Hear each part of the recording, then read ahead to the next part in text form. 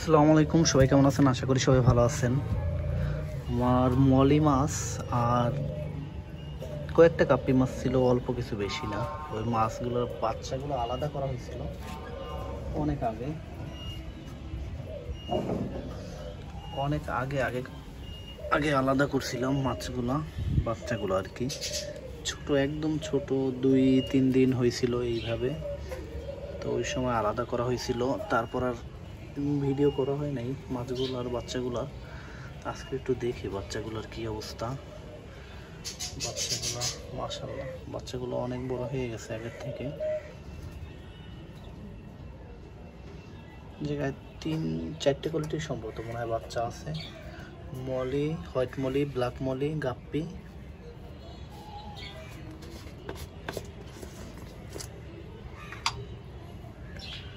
বাচ্চাগুলো আল্লাহর রহমতে ভালোই বড় হয়েছে।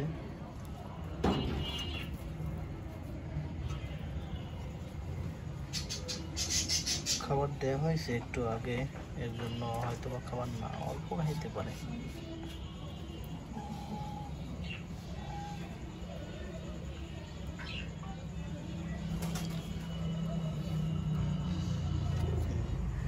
গাপ্পিগুলোর কালার আসা দিছে, মাত্র কালার আসা দিছে।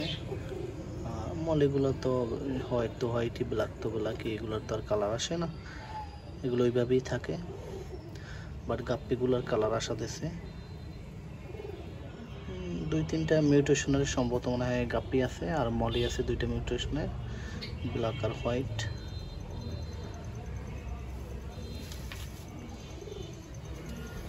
একদম ছোট ছোট 1-2 দিনের বাচ্চা রাখছিলাম, এখন তো মোটামুটি ভালোই বড় হয়েছে।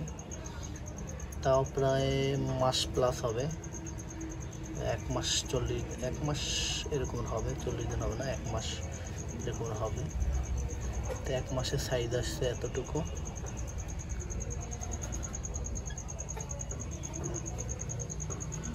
দেখো মাশাআল্লাহ ভালো, মোটামুটি ভালোই সাইজ আসছে।